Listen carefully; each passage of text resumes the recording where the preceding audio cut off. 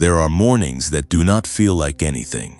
You wake up the same way you have woken up 100 times before. Maybe you reached for your phone before your eyes were fully open. Maybe you sat at the edge of your bed and said nothing, thought nothing, felt nothing particularly significant.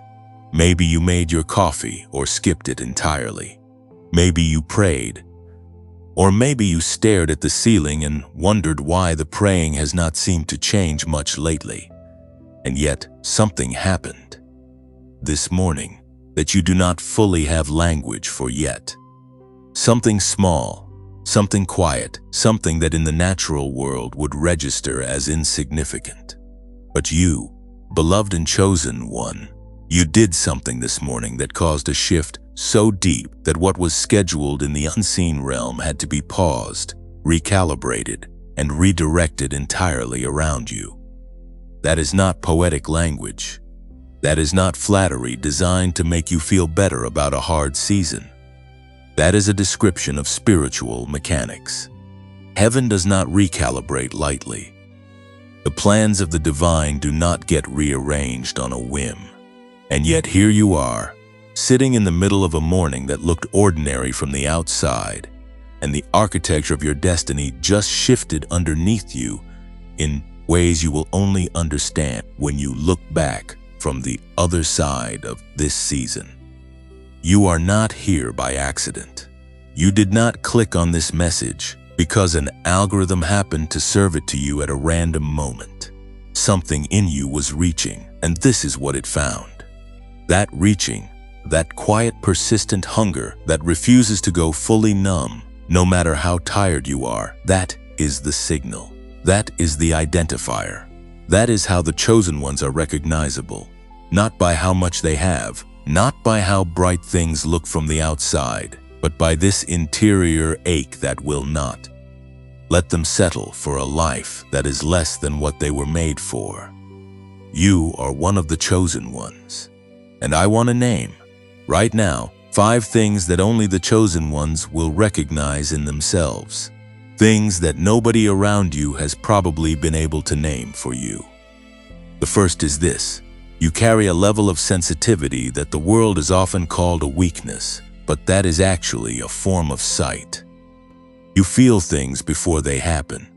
You sense shifts in rooms and in relationships before anything has been said. You read people deeply, and sometimes carry the weight of that reading alone, because there is nobody around you who operates at the same depth. That is not a malfunction. That is a feature of your design. The second is that you have been through seasons where the very things you prayed for were taken away or never came. And instead of that breaking your faith entirely, something in you held on even when you had every reasonable argument for letting go. That stubborn interior holding on, even when the logic said release, is not weakness. That is the hand of the chosen one gripping the rope in the dark. The third is that your dreams have been different lately, not necessarily in content, but in quality. There is a vividness, a weight to them. You wake up and the dream lingers. You feel like something is being communicated, but you cannot decode it fully. That is not random brain activity. That is the language of activation beginning in your life. The fourth is that you have felt an inexplicable restlessness in spaces that used to feel comfortable. Certain friendships now feel like wearing a coat in summer. Certain conversations leave you more hollow than before they started.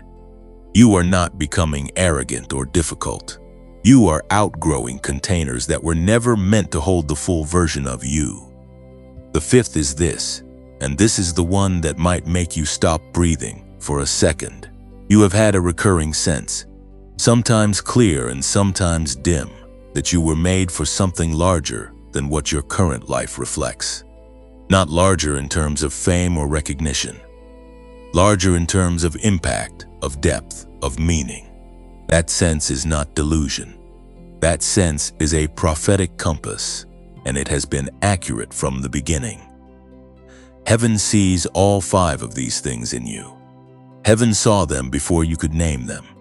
And what you did this morning, the showing up, the reaching, the refusing to let another day pass without pressing towards something real, that act, as quiet as it was, registered in the unseen as a signal.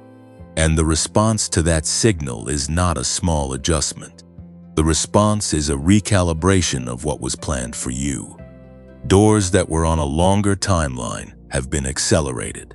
Connections that were years away are being rerouted into this season. Something that was scheduled later has been moved to now. This is not the edge of your breakthrough. You are already inside it. There is something I want to say to you before we go any further, and I want to say it slowly, because it deserves to land fully before we move on. What you have been carrying these past months, possibly these past years, is not something most people around you have been able to see. They see the outside version of you. They see the one who shows up, the one who smiles when it is required, the one who answers, "I am fine," because the full answer is too long and too complicated, and you have. That most people are not actually asking. They are performing the ritual of asking. And you have learned to perform the ritual of answering. But underneath all of that performance, underneath the functioning and the managing and the holding it together, there is something in you that has been waiting to be named. Not fixed, not solved, just named. So let me try to name it now. There is a wave of grief that comes for you sometimes without warning. You could be in the middle of a completely ordinary moment, washing dishes, sitting in traffic, scrolling past someone else's highlight reel, and suddenly something hits you that feels like mourning. Not for a specific thing you can point to, but for a version of your life that has not arrived yet, for time that has passed. For a younger version of yourself that believed so completely that by now things would look different. That grief is real. It is not self-pity. It is the honest emotional response of a person who was built for more and who has been waiting longer than they expected to walk into it. I want you to know that I see that grief. And more importantly, the one who placed the calling on your life sees it too. That grief is not a sign that the promise has been canceled. It is a sign that you are still connected enough to the promise to mourn its delay. The ones who have fully let go stop grieving. The fact that it still hurts is evidence that you still believe, even when belief feels indistinguishable from foolishness. There are also places and people that used to feel like home and now feel like spaces you are visiting from a distance. You walk into rooms that were once familiar and feel like a stranger. Conversations that used to energize you now leave you quieter than before they started. Friendships that once felt like nourishment now feel like obligation. And rather than understanding this as growth, as the natural consequence of being stretched beyond your previous capacity, you have probably internalized it as evidence that something is wrong with you, that you have become difficult, that you have become cold, that you are pulling away from people who need you or from relationships that were good for you. But I want to offer you a different interpretation. When a tree grows taller than the fence it was planted next to, it is not the tree that has a problem. The fence is simply no longer the right frame for what the tree has become. The spaces and people that now feel too small for you are not failing you. You are simply growing in ways that require a larger container. And the discomfort of that outgrowing is not a malfunction. It is a sign of movement. There is also the matter of the recurring dream. Not every chosen one has the same dream, but there is a pattern, a door that will not open, or a door that opens to a room you cannot quite see into, a journey that keeps starting but never reaches the destination.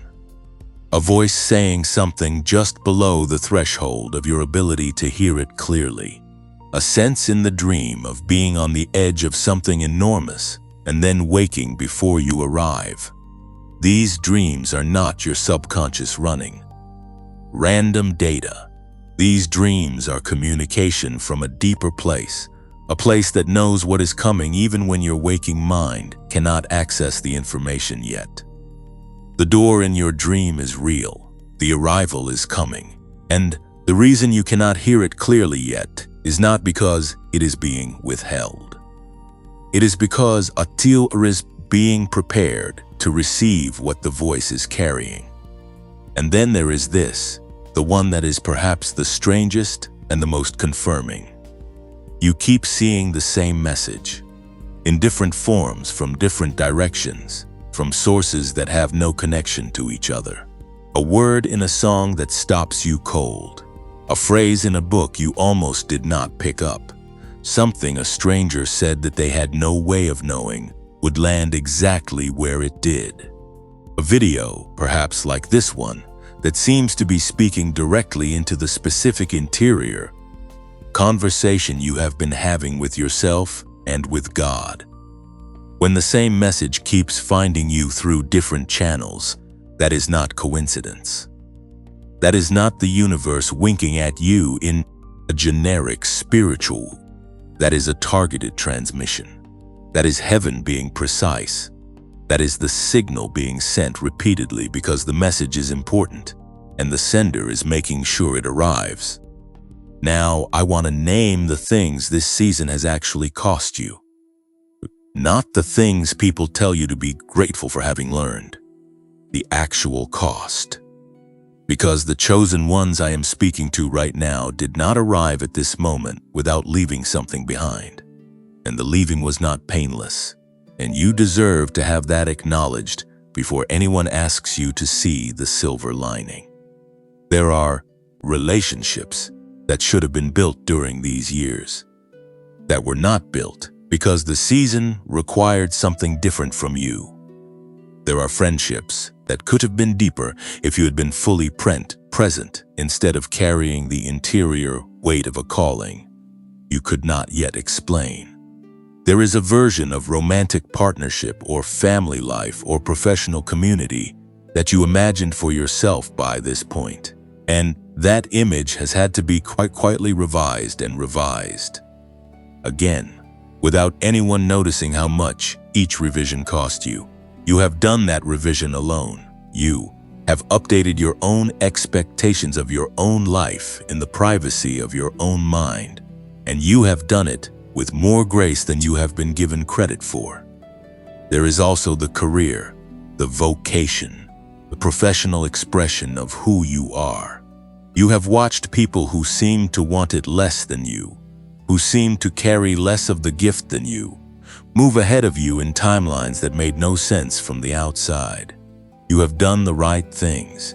You have invested, prepared, developed, shown up, and the harvest has been delayed in ways that have tested not just your patience but your identity.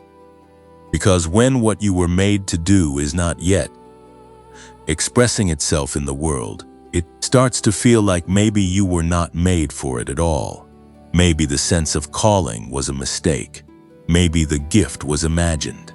And you have fought that thought more times than anyone knows. And the trust.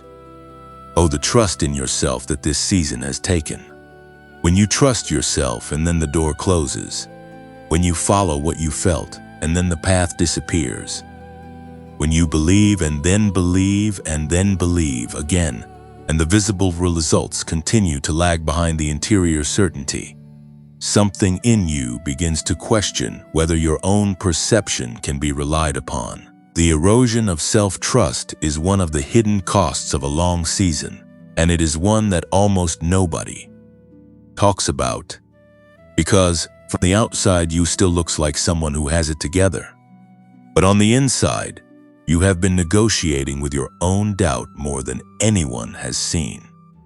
I am not going to move quickly past any of that. I am going to let it sit here for a moment, fully acknowledged, not reframed, not silver-lined, not turned into a lesson before the grief has had its full breath. You paid a real price. The waiting was real. The loss was real. The revision of your dreams was real. The lonely interior fight was real. And now I want to make a distinction that I believe will reframe everything you just acknowledged. There is a difference between being overlooked and being positioned. These two experiences can feel identical from the inside. They produce the same surface symptoms: the sense of being passed by, the invisibility, the lack of recognition, the waiting, while others are called forward. But they are not the same thing at all. Being overlooked is what happens when you are present and unseen. Being positioned is what happens when you are being placed by a wisdom that sees further than the current moment. The difference is not in how it feels. The difference is in what is actually happening beneath the surface. A surgeon does not bring a patient into the operating room and then walk away and forget them. The patient is positioned. Everything around them is being arranged with precision and intention, and the apparent stillness of the patient on the table is not evidence of neglect. It is evidence of preparation. You have not been overlooked. You have been on the table of preparation, and what has looked like inactivity from the outside has been deep and deliberate work happening at a level that the naked eye cannot track. I need you to hear this next thing directly and let it settle before you dismiss it. The people who were promoted ahead of you were not promoted instead of you. They were promoted on their timeline, and you are moving on yours, and your timeline is not behind theirs. It is simply different. The road you are on leads somewhere that requires a different kind of preparation, a longer one, a more interior one, a more refining one. And the one who set you on this road has not lost track of you, has been watching every step. If you recognize yourself in any of what has been named here today, if the grief resonates, if the dreams are familiar, if the cost feels real and seen, I want to invite you to type "I am ready" into the comments below. Not because typing a phrase changes anything mechanically, but because there is something in the act of declaration, of saying out loud, even in written form, even in a comment section, that you are present and awake and willing, that moves something in the spiritual atmosphere. You are not the only one reading this. All across the world right now, other chosen ones are waking up to this same message. And when you type those words, you are joining a community of people who have been quietly fighting the same fight and who are, right now, in this moment, crossing the same threshold together. And if this message has been speaking to something real in you, something that needed to be named and witnessed, consider sharing it with one person who might be in the same season. Not for views, not for numbers, but because there is another chosen one in your life who has been carrying the same unnamed weight and who needs to know that somebody sees it, that somebody can name it, that the waiting has a meaning, that the positioning is real. Be the one who sends them the message that names what they have not been able to say. Before I give you what I am about to give you, I want to acknowledge something. You just sat with a lot of truth in the last few minutes. You allowed yourself to feel the weight of the cost, the grief, the confusion, the quiet erosion of self-trust that comes from a long season of waiting. That takes courage. Most people scroll past the moment of real feeling. They keep the surface moving so they never have to stop and acknowledge what is actually happening underneath. But you stayed. You let it land.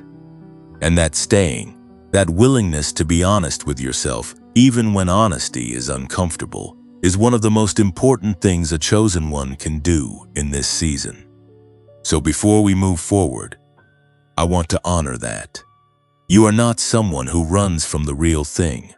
And that quality, that willingness to remain present to your own experience, is going to be one of the most important tools you carry into what is coming next. Now I want to give you something practical, not a theology lesson, not a motivational framework you will forget by tomorrow. Something you can actually do today, in the next hour if you choose, that will begin to shift the frequency of how you are moving through this season. Because the truth is that understanding your position is one thing. Actually beginning to move from that position is another. And the chosen ones who are reading this right now are not people who need more information. You have enough information. What you need is a practice, a repeatable, accessible, simple practice that anchors what you believe into what you actually do with your body and your time and your attention on an ordinary Tuesday or a hard Wednesday or a Sunday when the church service did nothing for you and you drove home in silence, wondering if any of it is real. I am going to give you what I call the threshold protocol. 3 steps, simple enough to remember without writing them down. Powerful enough that if you practice them consistently, you will begin to notice a measurable shift in your clarity, your emotional regulation, your sense of directedness, and your capacity to receive what is already moving in your direction. The first step is the practice of grateful erasure. This is not the kind of gratitude practice where you list 3 things you are thankful for and then go on with your day unchanged. This is something more specific and more powerful. I want you to think of one thing that did not happen to you. One thing that you pursued or prayed for or expected that fell apart, that did not come through, that was taken away or never arrived. One door that closed, one relationship that ended, one opportunity that evaporated. Something that at the time felt like the worst possible outcome. And I want you to spend 60 seconds sitting with genuine gratitude, not for what you got instead, but for the fact that that specific thing did not happen. Because here is what the chosen ones understand that the others do not. The closed doors were not failures. The closed doors were protection. The relationship that ended before you were ready to end it kept you from a decade of misalignment. The job you did not get redirected you toward the path that actually leads where you were designed to go. The plan that collapsed forced you to rebuild something stronger on a foundation you would never have chosen, but that will hold more weight than the original. Grateful erasure is the practice of going back through the archaeology of your disappointments and finding the evidence that you were being guided, even when it felt like you were being abandoned. One thing, 60 seconds. Let the gratitude for what did not happen become as real as the gratitude for what did. The second step is what I call the present tense declaration. This step is connected to something ancient, something that people who understood the nature of time better than most of us do today, practiced as a form of alignment. And I will speak more about this in the next section because the concept deserves its full explanation. But for now, the practice is this. After your grateful erasure, you speak one sentence out loud in the present tense, not as a wish and not as a prayer asking for something to become true, but as a declaration of something that is already spiritually true, even if it has not yet fully materialized in the physical world. The sentence structure is simple. It begins with I am or I have or I carry, not I will be and not I hope to. Tense. Declarative, specific. For example, you might say, I am someone whose season of delay has already ended. Or, I carry the frequency of breakthrough and it is active in me right now. Or, I have been positioned for something that my current circumstances cannot contain. And the container is already shifting. The specific words matter less than the posture. The posture is not asking. The posture is receiving what has already been given at the level of spirit, before it has finished manifesting at the level of the visible world. This is not positive thinking in the shallow sense. This is the practice of speaking from the position that heaven already sees you in. before your eyes can fully confirm it. The third step is the 7 minutes of silence. And I want to be very clear about what this step is and what it is not, because silence has been made complicated by people who have an interest in making it complicated. This is not meditation in any technical sense. You do not need a posture. You do not need training. You do not need to clear your mind, because the instruction to clear your mind is one of the most counterproductive things anyone has ever told a human being to do, and it is the reason most people give up on any interior practice within the first 3 days. You do not need to achieve any particular state. You simply need to be still and be quiet for 7 minutes. 7 minutes is not a random number. 7 minutes is the duration that research into the brain's capacity for attentional reset has identified as the threshold at which something meaningful begins to shift in the pattern of neural activity. 7 minutes is long enough that the surface noise begins to settle, long enough that the beta wave chatter, the to-do lists, and the anxieties and the replaying of conversations begins to quiet down, and something underneath it begins to become more audible. And 7 minutes is short enough that it does not feel like a demand that your schedule cannot accommodate. You have 7 minutes. You have 7 minutes every day, and those 7 minutes, practiced it with consistency, will begin to do something to your capacity for reception that no amount of information alone can do. During those 7 minutes, you do not need to try to hear anything. You do not need to be listening for a specific message or a divine download or a vision. You simply need to be present and quiet and available. Think of it like this. If you want to have a conversation with someone, you have to stop talking long enough for them to speak. Most of us have been so full of noise, internal noise and external noise, for so long that we have not given the one who is trying to communicate with us the space to do so. The 7 minutes of silence is simply the practice of making space, of saying, with your body and your time, I am available. I am here. I am not too busy or too afraid or too distracted to be still for 7 minutes and let something other than my own thinking fill the room. Now, there is something I want to introduce that connects directly to this third step, and it has to do with what happens in the brain during sustained stillness. Because what I am about to share is the bridge between the spiritual practice I have just described and something that science has spent decades beginning to understand, and that I believe chosen ones need to know about, not because science validates the spiritual, but because when the language of the physical world catches up to what the spiritual world has always known, it is worth paying attention to. For a long time, the interior experiences that chosen ones described, the heightened sensitivity, the deep knowing, the unusual clarity that comes during stillness and silence, the sense of receiving information from beyond the surface of the mind, were dismissed by the clinical world as imagination or wishful thinking or confirmation bias. But in the last several decades, researchers studying the electrical activity of the brain during states of deep stillness, during contemplative practice, during the kind of interior quiet that the 7 minutes of silence is designed to create, have found something that the spiritual traditions have described for centuries.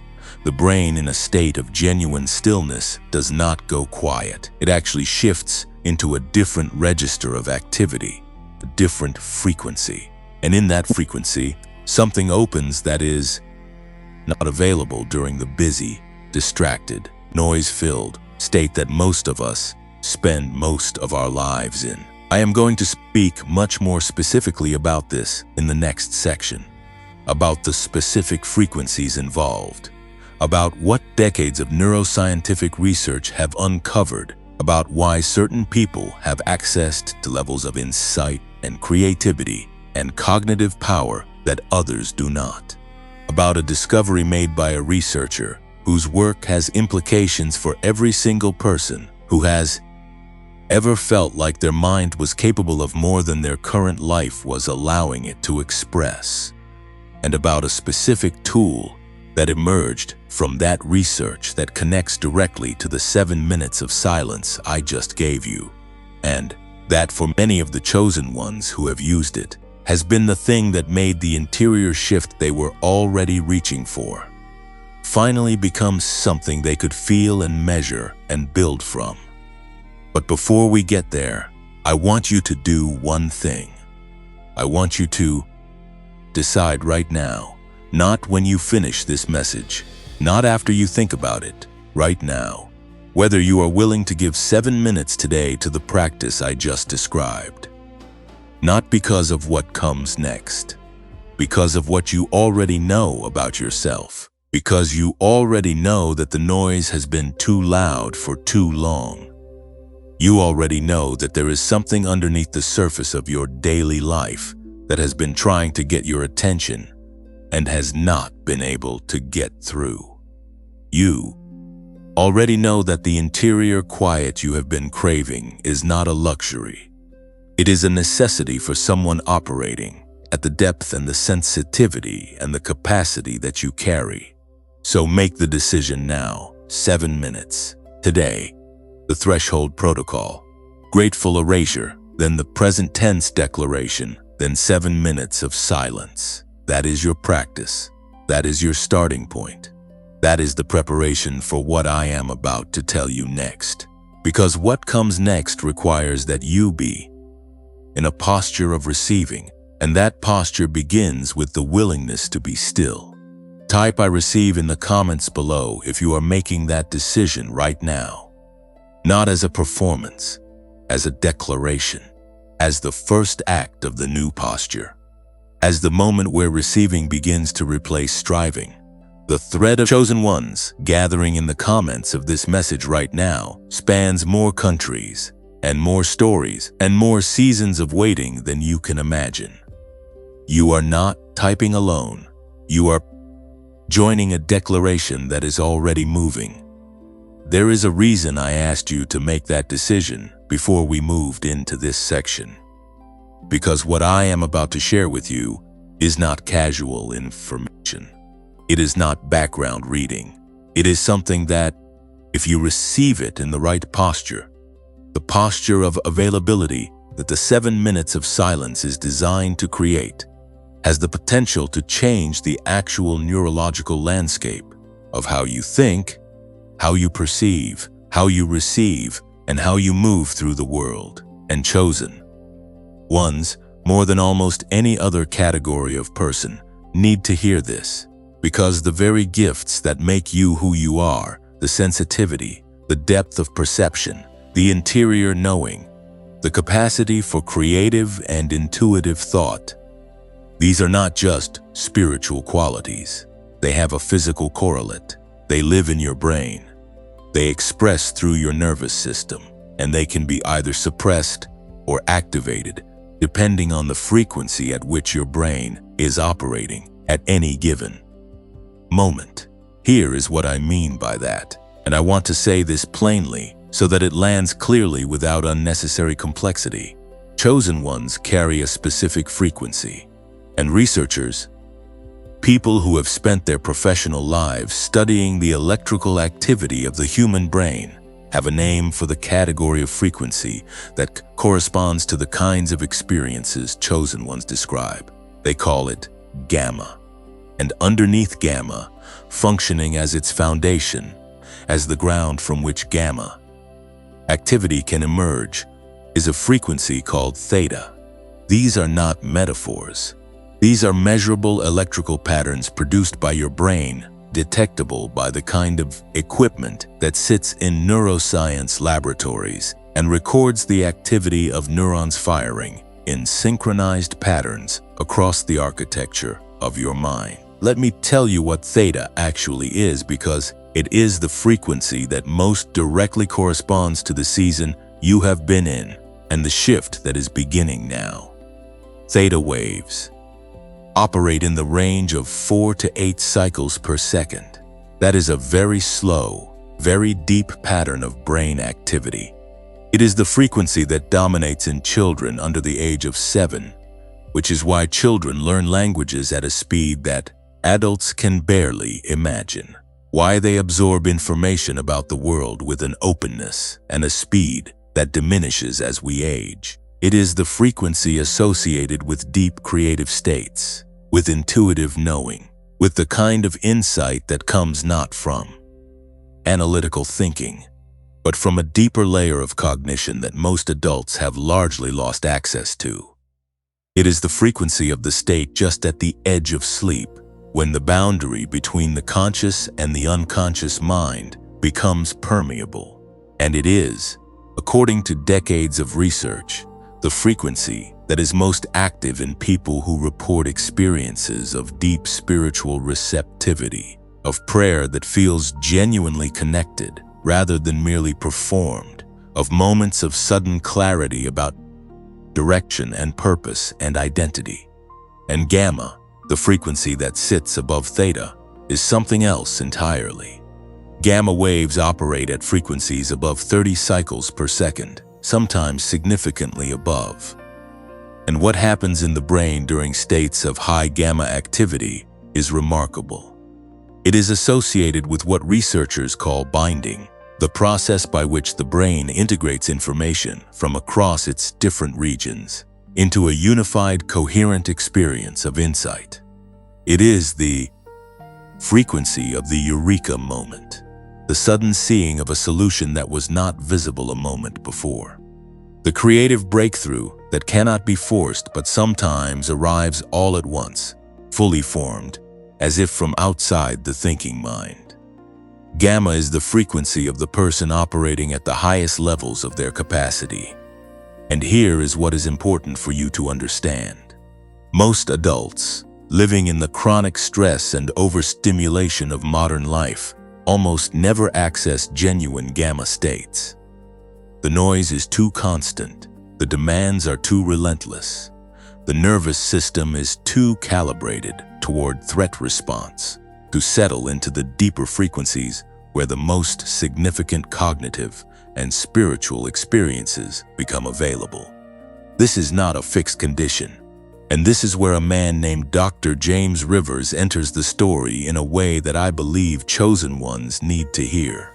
Dr. Rivers is a neuroscientist with more than 30 years of research experience in the study of human brain function, trained at MIT, and connected to research programs with affiliations that include NASA. For years, his primary question was not a clinical one. It was not about treating disease or managing dysfunction. His question was about optimization, about what the human brain is capable of when it is operating at its highest potential, and more specifically, about why some people seem to have consistent access to states of insight, creativity, and integrated thinking that others seem to reach only occasionally or never at all. What his research uncovered, and this is the part that I want you to hear, not just intellectually but personally, is that the difference between people who live primarily in states of cognitive limitation and those who operate at what he came to call peak brain states is not primarily a matter of intelligence or genetics or effort. It is a matter of frequency.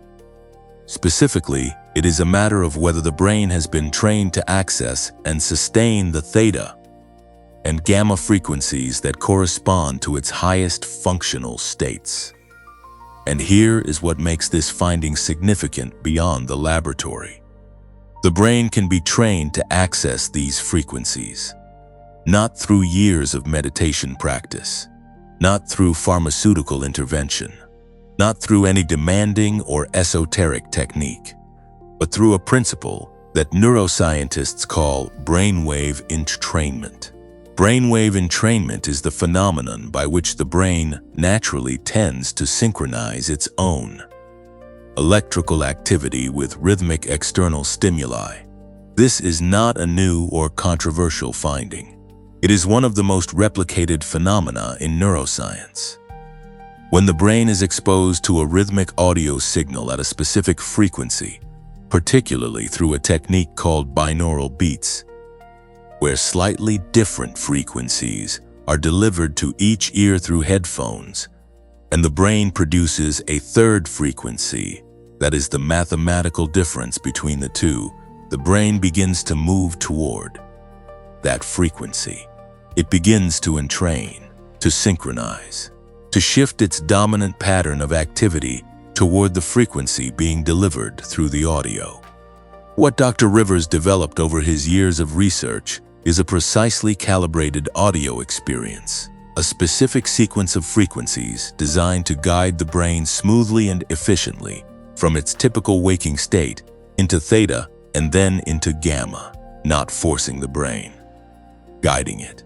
The way a river guide does not carry the boat, but reads the current and uses the existing movement of the water to bring the boat exactly where it needs to go. The result of this research became what is now called the genius wave, a 7-minute audio experience that uses binaural beats and isochronic tones, layered in a sequence based on decades of research into the most effective protocols for brainwave entrainment, to guide your brain into the theta-gamma state that corresponds to your highest cognitive and receptive function. 7 minutes. The same 7 minutes I asked you to commit to a few moments ago. Because the 7 minutes of silence I described in the threshold protocol is made exponentially more powerful when the silence is accompanied by the precise audio frequencies that your brain needs to actually access the deeper state that the silence alone is pointing toward. This is the bridge between the spiritual practice and the physical reality, between the interior hunger of the chosen one and the actual neurological mechanism through which that hunger can begin to be satisfied. You were built for depth. You were designed for a level of perception and creativity and integrated, knowing that most people around you will never access. And the genius wave is the tool that, for thousands of people who have used it, has been the thing that made the depth available in a consistent, repeatable, measurable way. I want to tell you about someone. I will not use her real name, but her story is real and I have heard it directly. Her name was Maya. She had been in a season of profound stagnation for over a year. She was someone who had always felt the interior calling strongly, who had always known that she was carrying something significant, but who had watched that sense of calling become increasingly buried under the weight of daily life, chronic mental fatigue, an inability to focus for more than a few minutes at a time, and a growing fear that the version of herself she believed she was meant to become was simply not going to materialize. She had tried everything she knew how to try. She had prayed, read, journaled, sought counsel, and while none of those things were wrong, none of them were producing the interior shift she needed. She began using the genius wave. 7 minutes in the morning before the noise of the day began. And she wrote to say that within the first week, she noticed something she had not expected. Not a dramatic revelation, not a sudden flood of clarity, but a quality of quiet that she had not been able to access for longer than she could remember. A settling of the interior noise. A sense of being present to her own life in a way that had felt unavailable. And from that quiet, things began to move. A conversation she had been avoiding became possible. A direction for her work that had been obscured became visible. Sleep that had been fragmented became whole. And within 3 months, the season that had felt permanently stalled had shifted in ways she described as being beyond what she had thought to pray for. Maya is not unique. She is representative of a pattern that shows up consistently among the more than 19,000 people who have now used the genius wave. People who came to it from seasons exactly like the one you are in right now, and who found in it not a magic solution, but a genuine tool for accessing the frequency at which their best and truest self was already waiting to operate. I know that some of you, right now, are thinking about the cost, and I want to honor that thought rather than rush past it. $39 is not nothing. For some of you, that is a real number that requires a real decision. I am not going to tell you it is a small amount, or that you should not feel that. The fact that you are thoughtful about how you invest, that you are not someone who throws money at every promise that comes across your screen, is actually a sign of discernment, and discernment is a quality of the chosen ones. So, let me simply say this. The Genius Wave is normally priced at $49. Through the link in the pinned comment below, you can access it today for $39. And it comes with a 90-day money-back guarantee. 90 days. That is 3 full months of daily practice, which means your only real risk is the 7 minutes a day. If in 90 days you have not noticed anything worth keeping, you receive your full investment back. No questions, no conditions. Please hear this clearly. There is only one place to purchase the Genius Wave safely. That is the link in the pinned comment below. There are imitations circulating in other places that are not the calibrated product that Dr. Rivers developed. The frequency sequencing matters. The specific design of the audio matters. What works is the original, and the original is only available through the link below. This offer, at this price, is time limited. The $39 access point is not a permanent feature of how this product is priced. It is available now, and it will not be available at this price indefinitely. If you have felt something moving in you during this message, if the 7 minutes of silence resonated, and you want to give your brain the actual neurological tool to access the depth that the silence is pointing toward, today is the right moment to step forward. The link is in the pinned comment. Everything you need to know is there. And the practice begins the moment you choose it. I want to pause here for just a moment before we go deeper, because something was just placed in your hands, and I do not want to move past it too quickly. What Dr. Rivers discovered, what the Genius Wave makes accessible, is not separate from what we are talking about in this message. It is the physical expression of the same truth. The chosen ones were built to operate at a frequency that most of the world has been trained away from. And whether you access that frequency through the 7 minutes of silence, through the audio tool, through prayer, through the kind of deep interior stillness that this entire message is inviting you into, the destination is the same. The depth, the clarity, the frequency at which you were designed to live. Hold that. Because now I need to take you somewhere that requires a different kind of courage than anything we have discussed so far. I need to talk about what the waiting actually took from you. Not what it taught you. Not what it built in you. Not the silver lining, or the purpose, or the strength you developed. I am going to get to all of that. But not yet. Because I have noticed that in most spaces where chosen ones gather, the reframing happens too fast. Someone names the pain, and before the pain has finished being felt, someone else is already explaining why the pain was necessary, and what gift it carried, and how you should be grateful for the difficulty because of where it led. And there is truth in all of that. But truth, delivered too early, becomes a way of avoiding the thing that needs to be fully felt before it can be fully released. So we are going to stay here for a moment. We are going to let the cost be the cost before we let it become the lesson. I want to speak specifically to the years. However many years this season has been for you, whether it has been 2 or 5 or 10 or more, I want to speak to what those years actually removed from your life as you were ladded, not what they had. What they removed.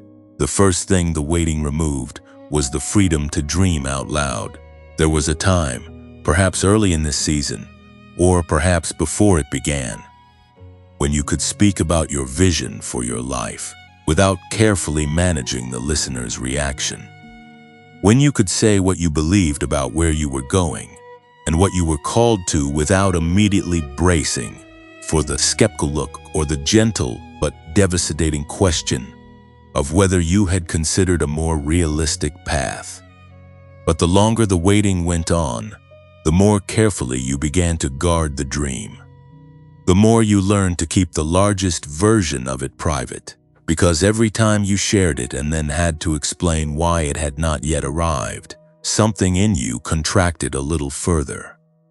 The dream did not die, but you stopped letting it breathe in public. You stopped letting other people see the full size of it. And the loneliness of carrying a vision that you have learned you cannot fully share with. The people around you is a particular kind of ache that does not have a common name, but that every chosen one in a long season of waiting knows intimately. The second thing the waiting removed was the ease of building relationships. Not because you became incapable of connection, but because the season required a kind of interior focus that made the ordinary social rhythms feel like a language you were slowly forgetting how to speak. While the people around you were building friendships, deepening partnerships, constructing the relational infrastructure of their lives, you were occupied with something else, something interior, something that did not always leave room for the easy availability that relationships require.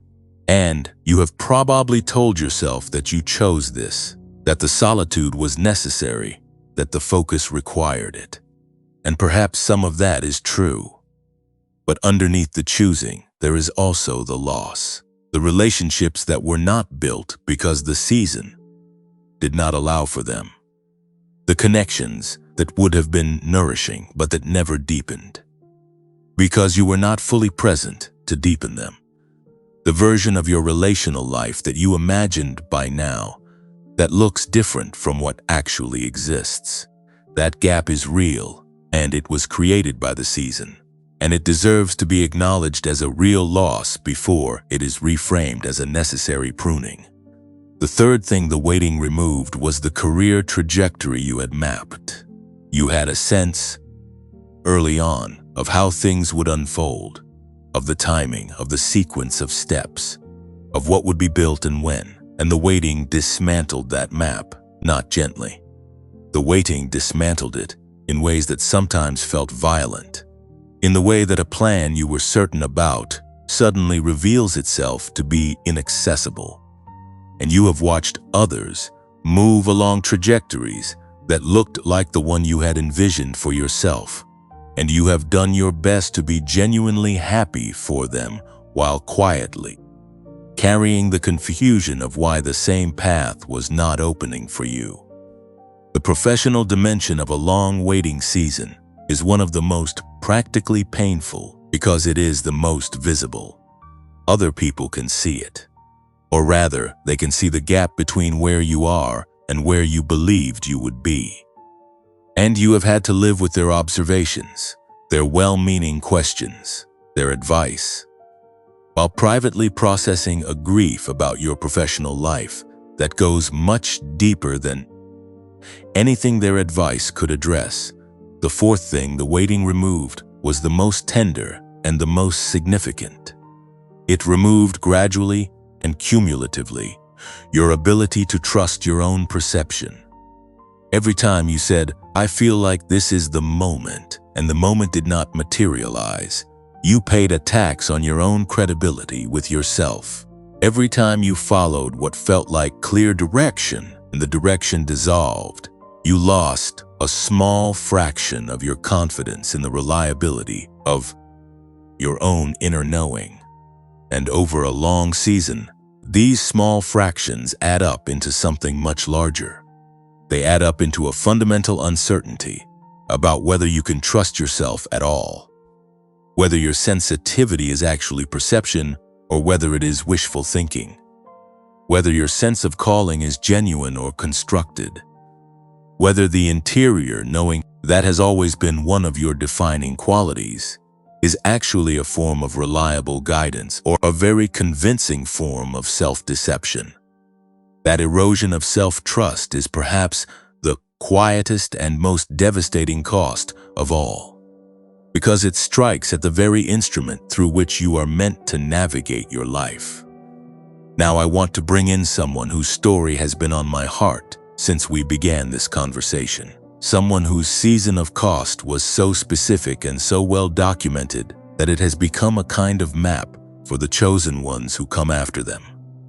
I am speaking about Ruth, not Ruth at the end of her story, not Ruth in the field. Of Boaz with the harvest coming in and the future secured and the lineage established.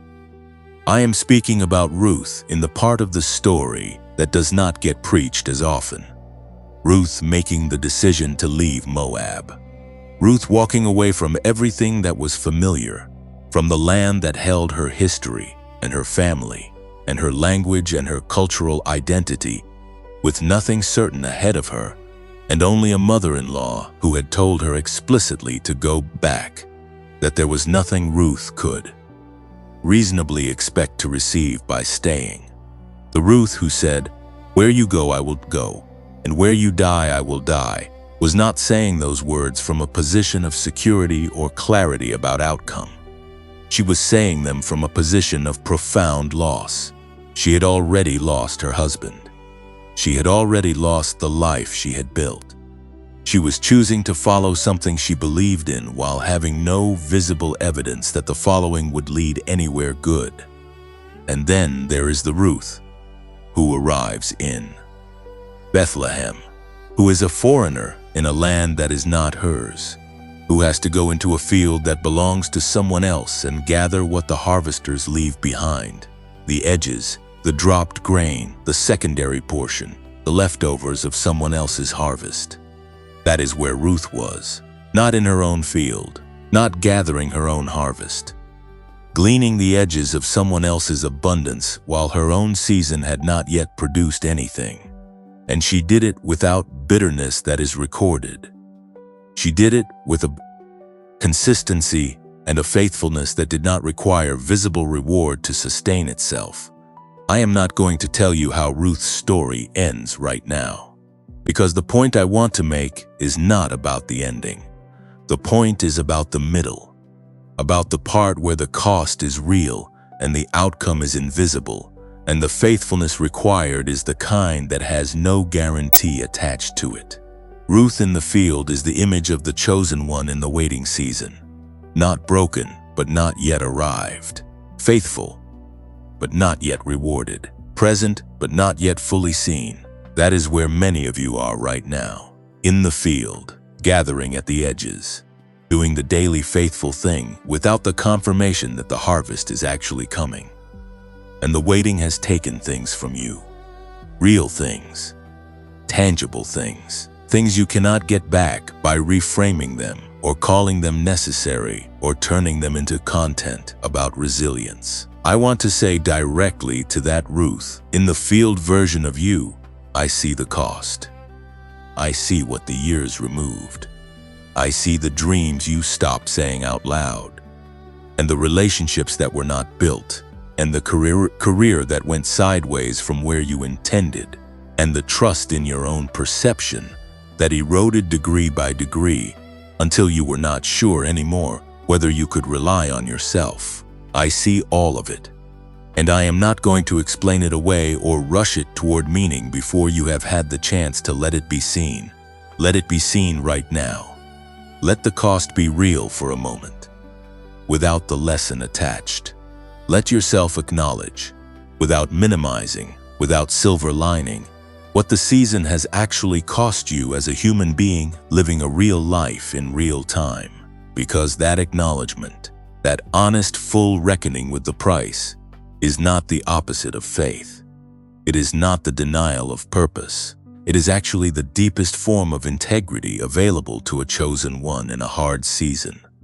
It is the refusal to perform an okayness you do not actually feel.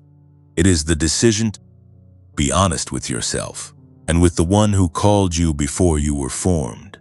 The one who, unlike every other observer of your life, is not surprised by the cost and is not waiting for you to pretend it was not real. He saw every year. He counted every cost, and not one of them was wasted. Though I will not be the one to explain why just yet. That explanation is coming. But first, the cost needed to be fully named, and now it has been. The cost has been named. And I want you to feel the weight of that naming for one more breath before we lift our eyes to something that will change the way you understand everything that has happened to you. Not change it in a way that erases the pain. Change it in a way that gives the pain a context so large and so precise that the pain itself begins to look different. Not smaller, different, more purposeful, more intentional, more like the work of a hand that knew exactly what it was doing. Even in the moments when you were most certain that nothing and no one was paying attention. I want to introduce you to two ideas. That the geek word that the ancient world used to describe a category of time that your modern calendar has no adequate equivalent for. The other is a Hebrew word that describes an action so specific and so physical that once you hear it applied to your season of waiting, you will never use the word waiting in the same way again. The first word is kairos. In the ancient Greek understanding of time, there were two fundamentally different categories of temporal experience. The first was chronos. Chronos is clock time, calendar time, the time that moves in one direction at a steady and indifferent pace. The time that your phone measures and your alarm interrupts and your employer purchases in blocks of hours. Chronos does not care about you. Chronos does not respond to readiness or purpose or divine intention. Chronos simply moves forward, second by second, day by day, year by year, regardless of whether anything meaningful is happening within it. But the ancient Greeks recognized that there was a second category of time that operated by entirely different rules. They called it kairos, and kairos is not a duration. It is a quality. It is the appointed moment, the right time. The time that has been prepared and positioned, and that arrives not because of the movement of a clock, but because of the convergence of conditions that have been accumulating beneath the surface of visible events. Kairos is the moment when the arrow is released, when the door opens, when what has been prepared meets what has been promised, and the result is something that Chronos time alone could never have produced. Here is what I need you to understand about the difference between these two kinds of time and why it matters for where you are right now. You have been measuring your season using Chronos. You have been counting the years, the months, the days. You have been doing the math of how long it has been and comparing that duration to where you expect it to be by now. And that comparison, made in Chronos time, has produced the feeling of being behind, the feeling of delay, the feeling that something that should have arrived by a certain point on the calendar has failed to appear. But what if the thing you are waiting for does not operate on Chronos time at all? What if it has always been a Kairos event? What if its arrival is not determined by the movement of a clock, but by the convergence of a set of conditions that have been assembling themselves beneath the surface of your life, in ways you cannot see, on a timeline that has nothing to do with what your calendar says? A Kairos moment cannot be rushed by striving. It cannot be delayed by obstacles. It cannot be produced by effort alone or prevented by circumstances that appear to be working against it. A Kairos moment arrives when everything that was needed for it to arrive has been assembled, and the assembling happens in the invisible realm before it becomes visible in the world you can see. The question is never whether it is coming. The question, you'll be present and prepared when it arrives, and the answer for you right now is yes, because you are here, because you showed up to this message on this day at this specific moment in your season. And that showing up is itself a Kairos indicator. You did not find this by accident. This found you because the moment it is pointing toward has already been set. The second word is the Hebrew word kava, and this one is going to reframe every year of your waiting season in a way that I want you to sit with slowly. In English translations of ancient Hebrew texts, the word kava is almost always rendered as wait, to wait. Those who wait upon something, those who are waiting. And for generations, people reading that word in English have understood it as describing a passive state. The image it conjures is of someone sitting in a chair watching a door, doing nothing, simply enduring the passage of time until the thing they are waiting for eventually arrives. Waiting, in the English imagination, is essentially the absence of activity. It is the gap between what is and what has not yet come. It is, in the emotional experience of most people who have been in a long season of it, a form of powerless suspension, but kava does not mean any of that. The root of the Hebrew word kava comes from the image of twisting or braiding cords together to make a rope. It describes the action of taking individual strands, each of which is relatively fragile on its own, and twisting them together under tension until they form something with a tensile strength that none of the individual strands possessed alone. This is not passive. This is active, intentional, muscular work. The kind of work that requires sustained engagement and that produces something structurally more powerful than what existed before the process began. Now apply that image to your years of waiting. Every year of faithfulness, when nothing visible was happening, that was a strand. Every prayer in the dark that seemed to produce no immediate result, that was a strand. Every time you chose integrity when the easier option was available, that was a strand. Every disappointment that you moved through without permanently closing, every grief that you allowed yourself to feel without letting it harden into bitterness. Every day that you showed up to your life, even when your life was not showing up the way you expected, every single one of those experiences was a strand. And what kava is telling you is that all of those strands have not been sitting loose and disconnected.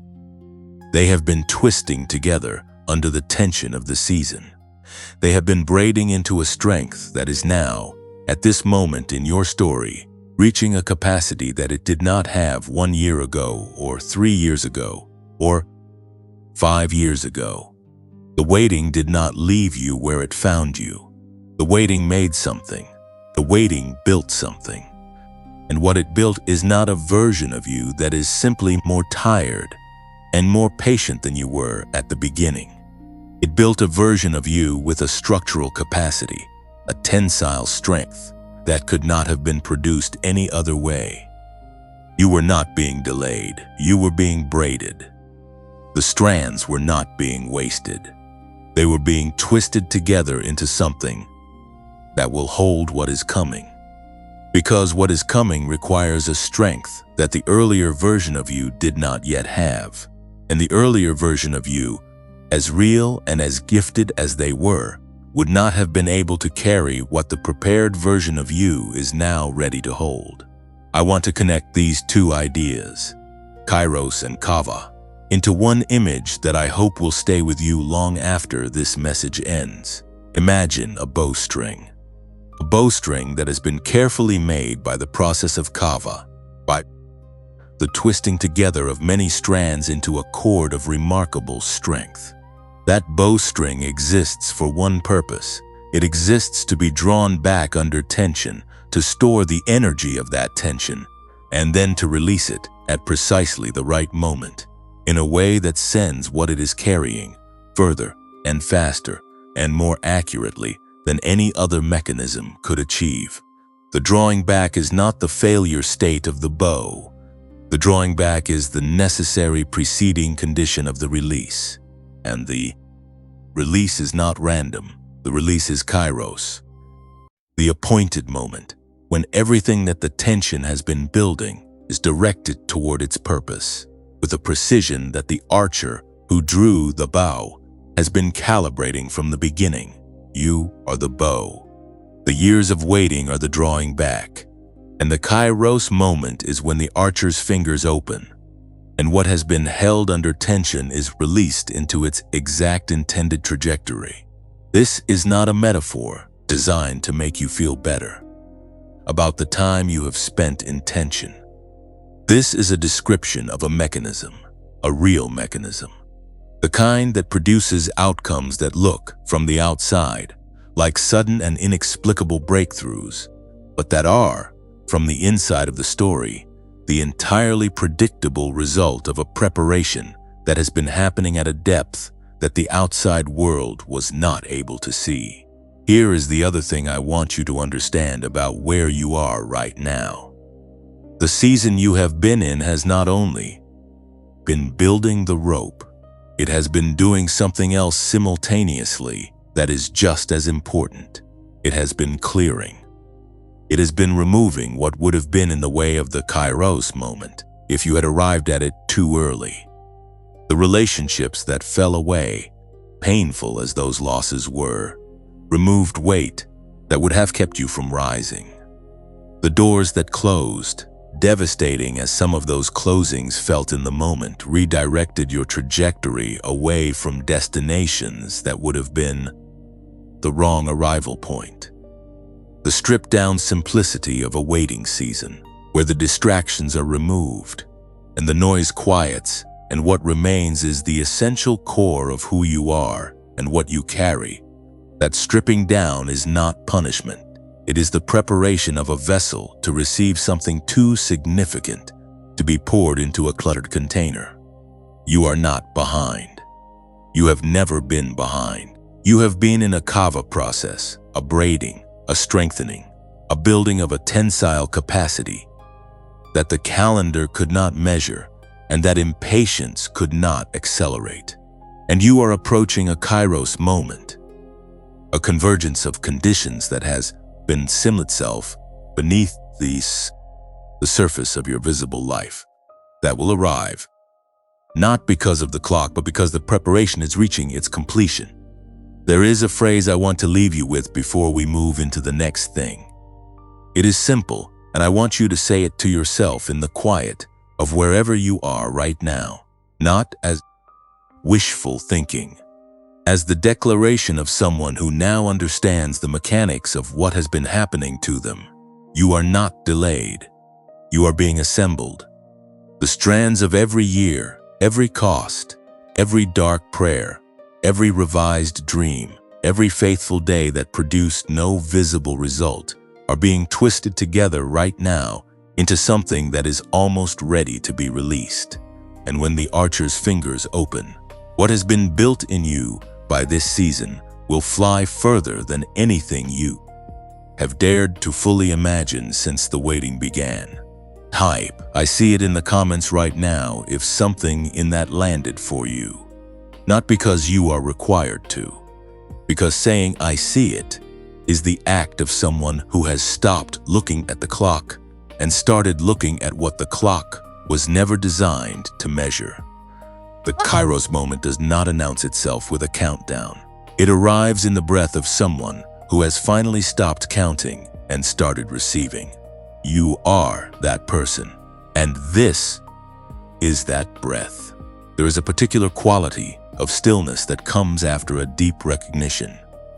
The kind of stillness that falls over you when something you have known for a long time in the hidden parts of yourself is finally spoken out loud in a language you can hear. That is where we are right now. You have sat with the cost. You have received the reframe.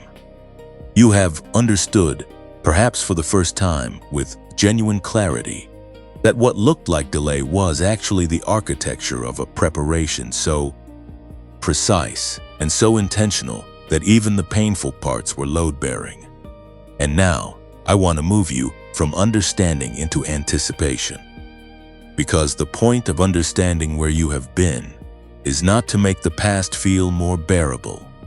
The point is to make the future feel more receivable. And what I want to tell you now is that there are specific things already moving in your direction.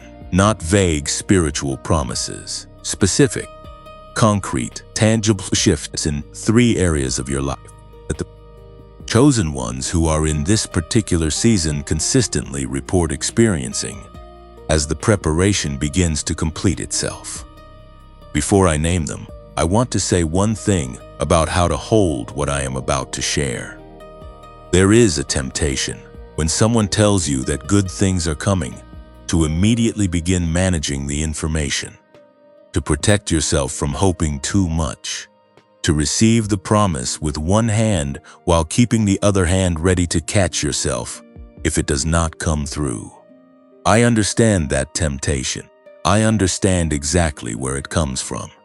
It comes from years of hoping and revising and hoping again and having to absorb the gap between what you believed and what arrived. It comes from the accumulated cost that we named in the last section. It is a form of self-protection, and it is entirely understandable. But I want to gently suggest that the posture of managed hope, of hoping with your guard still up, is not actually protection. It is a tax on your capacity to receive. Because the things that are moving toward you right now require you to be in a posture of genuine openness to receive them. And genuine openness is not naive. It is not the abandonment of discernment.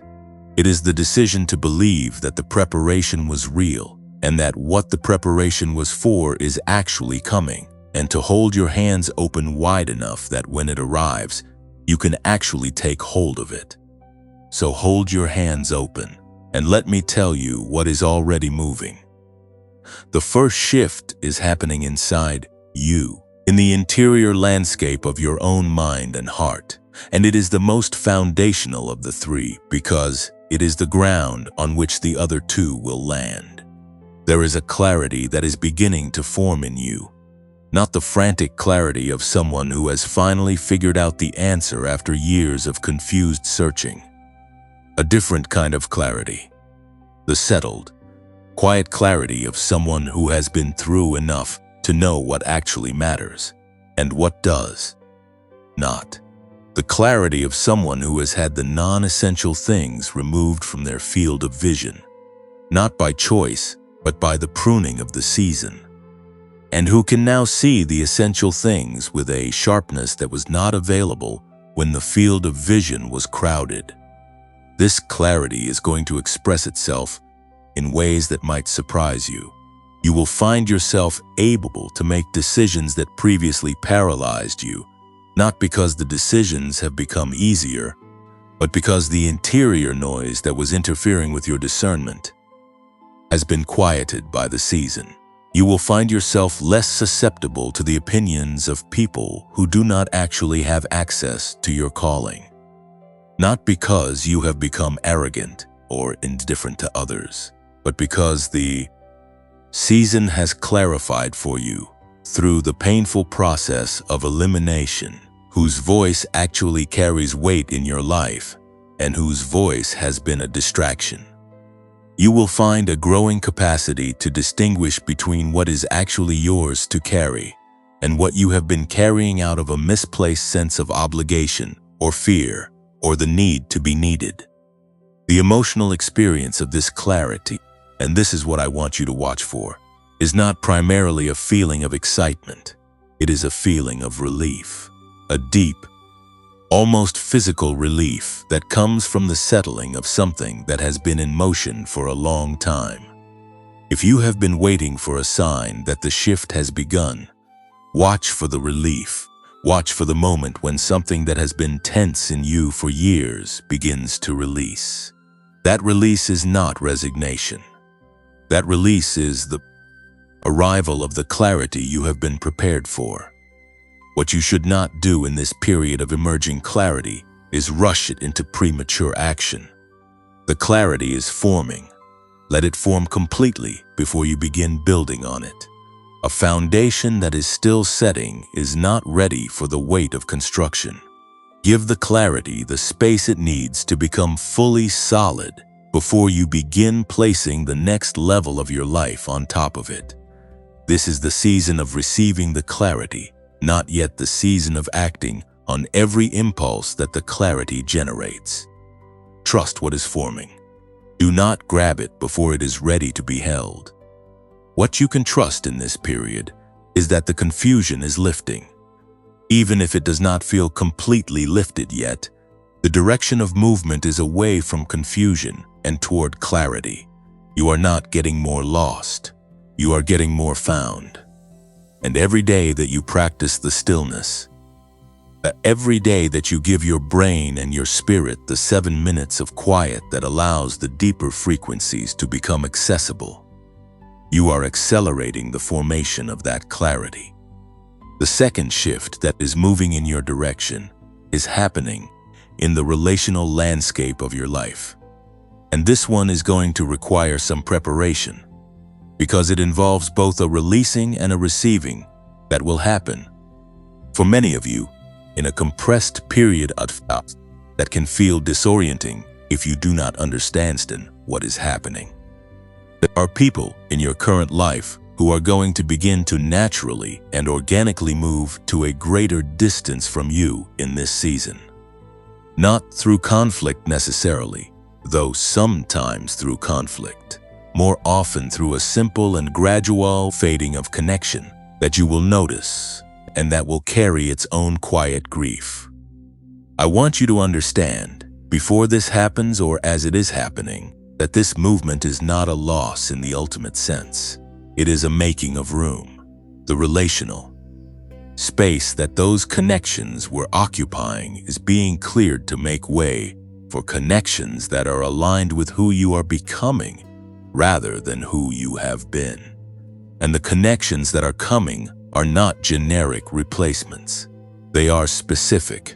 They are the people who carry the same frequency, the ones who have been in their own season of preparation and who are emerging into their Kairos moment at approximately the same time as you.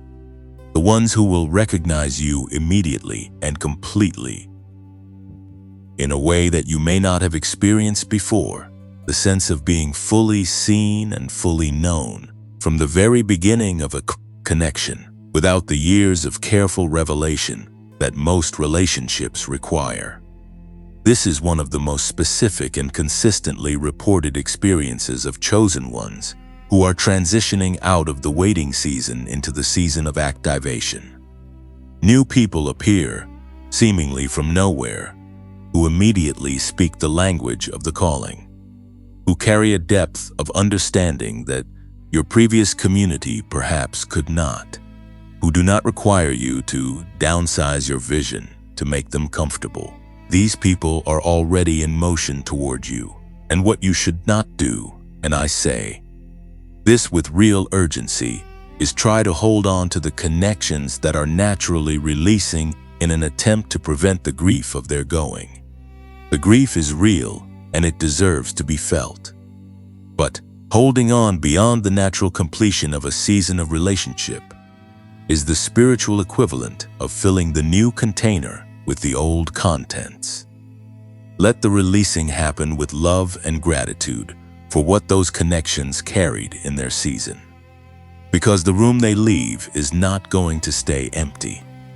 What you can trust is that the quality of connection coming into your life in this next season will carry a weight and a depth and a mutual recognition that will make the loneliness of the waiting season feel not erased but contextualized. You will understand why the isolation was necessary, because it was preparing you for a quality of community that the busier, more socially saturated version of you would not have been able to fully receive or fully appreciate. The third shift is the one that the practical part of you has been waiting for, and I want to be honest about it without over-promising in ways that set you up for another cycle of disappointed expectation. The shift in resources and opportunity that is coming to you in this season is real. But it does not look like what prosperity language usually describes. It does not look like a sudden flood of abundance arriving from nowhere to replace everything the season removed. It looks like this: the right thing at the right time, finding you in a way that requires less striving and more receiving than anything you have accessed before. There is a difference between fighting for your portion and stepping into your portion. The chosen ones in the waiting season have almost universally been in fighting mode, striving, pushing, proving, working to create the outcomes that have not yet arrived, and the effort has not been wasted. The faithfulness has not been wasted. But what is shifting now is the mode. The striving is giving way to the stepping. The fighting is giving way to the receiving. And the resources and opportunities that begin to arrive in this new mode will carry a quality of rightness, a sense of fit, a confirmation that this is actually yours in a way that the striving for things never quite produced. This does not mean passivity. It does not mean waiting for things to fall into your lap without any engagement on your part. It means that the energy you bring to the opportunities in front of you will change in quality. Instead of the exhausted, desperate energy of someone who has been running on fumes for a long season, you will begin to bring a grounded, settled, expectant energy. The energy of someone who knows that what is coming is actually theirs and who simply needs to show up and receive it with open hands. What you should not do in this season of shifting resources is accept the first thing that appears, simply because it appears. Discernment is going to be more important now than it has been at any previous point in your journey. Because the enemy of the best is not always the worst. Sometimes the enemy of the best is the good that arrives just before the best. And that, if you grab it out of relief and exhaustion and the desperate need for something finally to work, will occupy the space that the best thing was about to fill. What you can trust is this: what is truly yours will carry a particular signature of peace, not excitement, though excitement may also be present.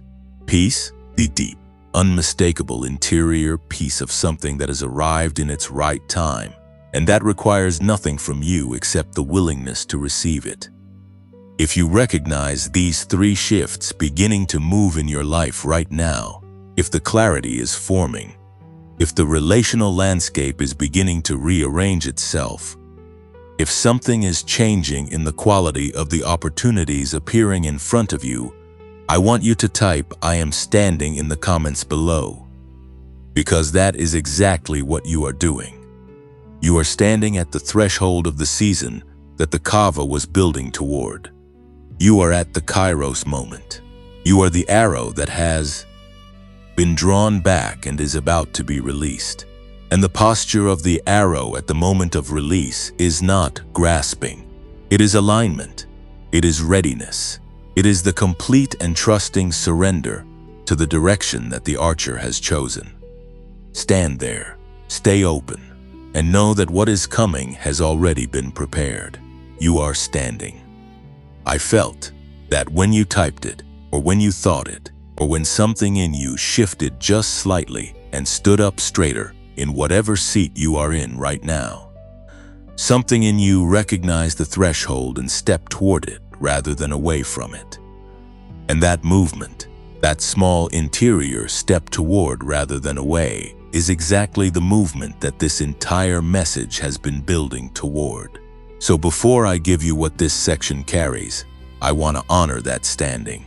I want to honor the fact that you are still here, that you did not close the message when the cost was being named, that you did not disconnect when the grief was acknowledged, that you stayed through the reframing and the science and the ancient language and the three shifts, and that you are still present right now, which means that something in you recognize this message as belonging to you. That recognition is itself a form of arrival, and arrivals deserve to be honored. Now I want to give you a name. Not the name you were given at birth. Not the name that your family knows you by, or that appears on your professional profiles, or that your closest friends have called you since you were young. I want to give you the name that describes what you have become through the specific alchemy of this season. Because one of the things that long seasons of preparation produce, beyond the strength and the clarity and the depth that we have already spoken about, is an identity. A specific, particular, irreplaceable identity that could not have been formed by any other combination of experiences. And that identity deserves a name that captures it fully. The name I want to give you is this: you are a cycle breaker. I want to explain what that means in terms specific enough that you will feel it rather than just understand it. A cycle breaker is not simply someone who has had a hard life and survived it. There are many people who survive hard things and carry them forward into the next generation, into the next relationship, into the next chapter of their own story, unchanged and unreflected on. A cycle breaker is someone who has gone through the fire and, rather than simply enduring it, has allowed the fire to do its actual work, which is to say, the work of burning away what was inherited that was not true, what was received from family or culture or circumstance that was not originally yours, but that settled on you like a garment you never chose and have been wearing for so long that you forgot it was not your skin. You have been in a season that stripped those inherited things down. The waiting, with all its loneliness and confusion and cost, has been doing something very specific alongside everything else it has been doing. It has been separating what is actually you from what was placed on you. And what remains after that separation, the version of you that this message is speaking to right now, is not a diminished version of who you were at the beginning. It is a clarified version, a version that carries only what is actually yours. And that version, that stripped down, Kava strengthened, Kairos prepared version of you, is capable of something that the earlier version could not have done. You can break the cycle. Not just in your own life, though that is where it begins. In the generational pattern that has been running through your family line, in the relational patterns that have been repeating across the people you are connected to, in the cultural narrative that has been telling a particular group of people a particular story about what is possible for them. You are standing at a point in the chain where the chain can be broken, where the pattern can be interrupted, where the story can change, not because you are extraordinary in some vague inspirational sense, but because the specific combination of what you carry naturally and what the season has built in you creates a capacity for interruption that is rare and that is needed right now. This is not a burden I am placing on you. I am naming something that is already true about you, that has been true about you since before you fully understood it. The reason you felt different growing up, the reason the ordinary scripts never quite fit, the reason you have always sensed a larger purpose without being able to articulate it clearly, is because you were always a cycle breaker. The season has simply finished the preparation that will allow you to function as one with your full capacity rather than only partially, the way a gifted athlete functions differently after their training is complete than before it began. Now, I want to take you through something, a guided experience. I want you to stay with me in this because it is going to ask something of you. Not a difficult something, a present something, an available something. I want you to close your eyes if you are in a space where that is possible. If not, I want you to soften your gaze and let the outer world go a little blurry while your inner attention sharpens. Picture yourself standing at a threshold, not a metaphorical doorway in some abstract spiritual landscape, a real threshold, a doorframe, the kind you can see in your mind with actual wood or metal or stone around it. You are standing at the threshold and behind you is visible. You can see it without turning around because you know it completely. It is the landscape of the season you have been in. The years are there, the disappointments are there, the revised dreams are there. The cost is there, all of it, everything we named. The relationships not built, the career that went sideways, the self-trust that eroded, the dreams you stopped saying out loud. It is all there behind you, and you can feel the weight of it even without turning to face it directly. But here is what I want you to notice about that landscape behind you. It is not a wasteland, even from where you are standing. Even without turning to look at it fully, you can sense that it has texture and depth and color that a wasteland does not have, because a wasteland is empty. And what is behind you is not empty, it is full. Full of the strands that were being braided. Full of that did not seem to produce results, but that were depositing something in the architecture of who you are. Full of the faithful days and the quiet decisions and the moments of integrity that nobody saw and that did not receive any external reward, but that built something in you that is now, at this threshold, revealed as load-bearing. The landscape behind you is not a place of waste. It is a place of making, and you were made there. And what you were made into is standing here right now. Now turn your eyes forward, through the threshold, into what is ahead. I am not going to tell you exactly what you will see there, because the specific shape of your next season is yours and it has details that belong only to your story. But I want you to notice the quality of the light that is coming through the threshold from the other side. It is not the harsh, exposing light of pressure or performance. It is not the dim, managing light of survival mode. It is the particular quality of light that comes when a space has been prepared for you, warm, directed, as if whatever is on the other side has been expecting you and has arranged itself in preparation for your arrival. And I want you to notice something else. You are not approaching the threshold. You are not about to arrive at it. You are already standing at it. You are already at the threshold. The door is not down the road. The door is here, right now. In this moment of this message, on this specific day of your life, you are not still making your way toward the threshold of your next season. You are standing in its frame, and the only movement required to cross it is not a leap of faith into the unknown. It is a single step forward, one step, the step of the person who has been prepared and who finally, fully receives the preparation as complete.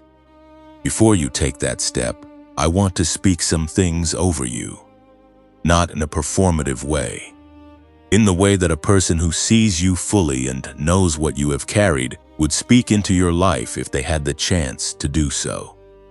May the clarity that has been forming in you throughout this season become so settled and so solid in the next days that the decisions that have paralyzed you begin to make themselves. May the connections that are moving toward you arrive with a speed and a depth that surprises even your most hopeful expectation. May the resources that are rightfully yours find their way to you through channels that you did not construct and could not have planned, as confirmation that the provision is not a reward for your effort, but an expression of what was always prepared for this season of your life. May the grief of what the waiting removed be met with a gentleness in you toward yourself that you have perhaps not yet been able to fully offer. You paid a real price, and you are allowed to both acknowledge that price and still walk forward. The acknowledgement and the forward movement are not in tension. They belong together. The honest person who names what was lost is the same person who is capable of genuinely receiving what is coming because they are not performing okayness. They are actually present to their own experience. And presence is the posture of the cycle breaker stepping through the threshold. May the version of you that exists on the other side of this threshold be recognized by the people who matter as the full expression of what was always in you, before the waiting, before the cost, before any of the confusion. And may you recognize yourself in that recognition. May you look into the eyes of someone who sees you fully and not flinch or deflect or minimize what they are seeing. May you receive being seen as the confirmation of what you already know about yourself, but have perhaps not yet had the courage to fully own. And may this day, this ordinary day that you woke up on without knowing what it carried, be the day that you look back on later as the moment when the season changed. Not because of anything dramatic that happened on the outside, because of a shift that happened in you, in the quiet, in the interior landscape where all real changes begin. While you were sitting with a message that was always meant to find you at exactly this moment. You are a cycle breaker, and you are already standing at the threshold. The only question remaining is whether you will take the step. You took the step. Maybe you did not feel it happen dramatically. Maybe it was not accompanied by a rushing wind or a sudden flood of emotion, or a moment so cinematic that you will be able to describe it to someone else with precise detail. Most real thresholds are like that. Most real crossings happen in the quiet, in the interior, in the moment when something that was held in one position simply releases into a new one without announcement or fanfare. But something shifted. Something that has been in a particular orientation for a long season moved into a new one. And even if the visible landscape around you looks identical to what it looked like before you began reading this message, something underneath the visible landscape has changed. And changes at that level do not stay underground forever. They surface. They always surface. The only question is how to position yourself so that when they surface, you are ready to act rather than react, to receive rather than scramble, to step into what is emerging rather than chase it after it has already passed you.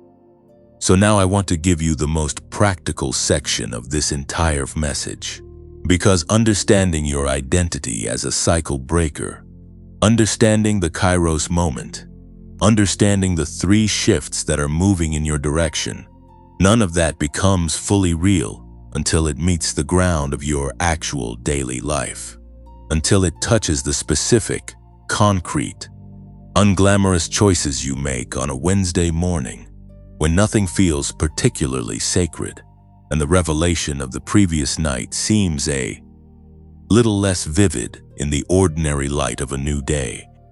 This is where most transformations lose their grip.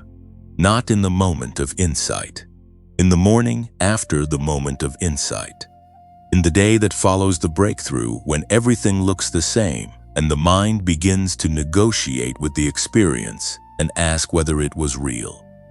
So let me give you 3 things to do, not 3 principles, 3 actual specific, executable actions that you can begin today in the life you are already living with the time and resources you already have.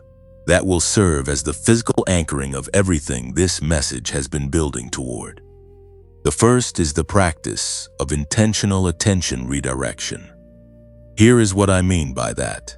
For most of the waiting season, your attention has been involuntarily pulled toward what is absent, toward the gap between what was promised and what has arrived, toward the distance between where you are and where you expected to be.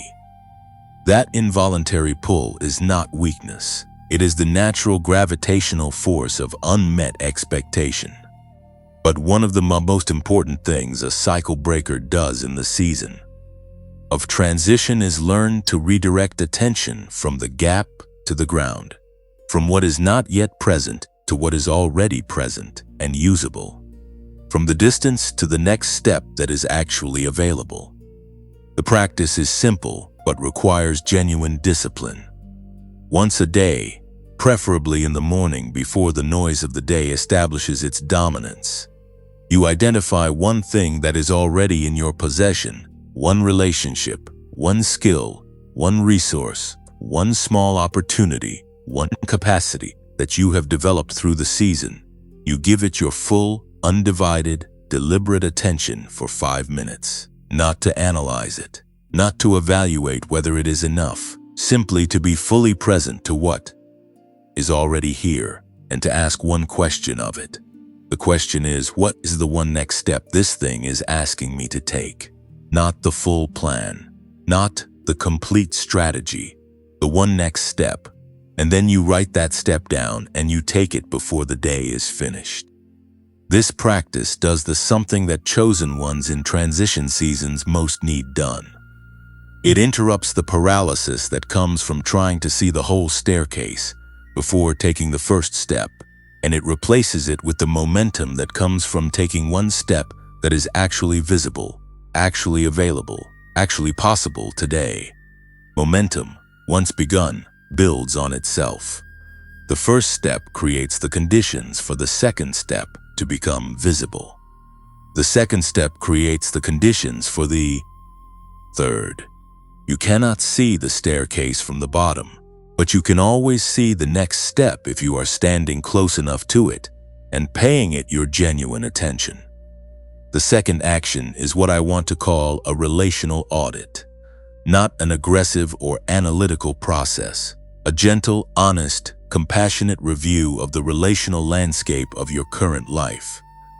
Because one of the things I told you in the section on the 3 shifts is that the relational terrain is already beginning to rearrange itself. And one of the most important things you can do to cooperate with that rearrangement, rather than resist it, is to get clear with yourself about which relationships in your current life are giving and which are primarily taking. Not in a transactional or selfish sense, in the honest sense of someone who has been giving from a depleted place for a long season and who needs to understand where the giving is mutual and where it is not. Take a piece of paper. Draw a line down the middle. On one side, write the names of the people in your life who, when you spend time with them, leave you with more than you had before the interaction. More clarity, more energy, more sense of direction, more feeling of being known and understood. On the other side, write the names of the people who, when you spend time with them, consistently leave you with less, more depleted, more confused, more contracted, more distant from the version of yourself that this message has been speaking to. This is not a list for action. It is a list for awareness. You are not going to cut anyone off or make any dramatic relational decisions based on this exercise. But you are going to use the awareness it produces to make micro adjustments in how you distribute your relational energy in the coming weeks. More investment in the left column. More gentle, compassionate, boundaried economy in the right column. Not cruelty, wisdom, the wisdom of a cycle breaker who understands that the connections coming in the next season require relational capacity to receive. And that relational capacity is a finite resource that needs to be stewarded. The third action is the one that connects everything in this message back to the most practical daily anchor available to you. And it is the one I feel most strongly about recommending because of what I have seen it do for chosen ones who were in exactly the season you are in right now. It is the consistent, daily practice of the 7 minutes. The threshold protocol that I gave you in the earlier section of this message.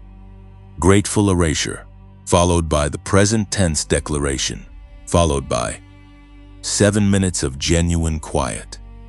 I want to speak specifically to the 7 minutes again here, because I know that for some of you, the days have already begun where the 7 minutes felt pointless. where you sat in the quiet and noticed nothing significant and wondered whether you were doing it wrong or whether it was working or whether you were simply not the kind of person that this kind of practice works for. I want to address that directly and honestly. The 7 minutes of silence is not a performance whose success is measured by what you feel during the 7 minutes. It is a practice whose results accumulate beneath the level of immediate feeling and surface over time in ways that are measurable but not always immediately attributable to the practice itself. You will notice, after a week of consistent practice, that your decisions have been sharper, that your emotional responses have been less reactive, that something in the quality of your perception has changed in ways you cannot fully explain, but that are real and observable. That is the practice working, not in the moment of the 7 minutes, in the life that the 7 minutes is preparing. And for those of you who have chosen to add the genius wave to your practice, the 7 minutes takes on an additional dimension that I want to describe. Because when the 7 minutes of stillness is accompanied by the precise audio frequencies that Dr. Rivers developed, the theta-gamma entrainment that the genius wave delivers, the depth of the quiet becomes more accessible more quickly. The brain does not have to fight its way down from the surface through sheer discipline.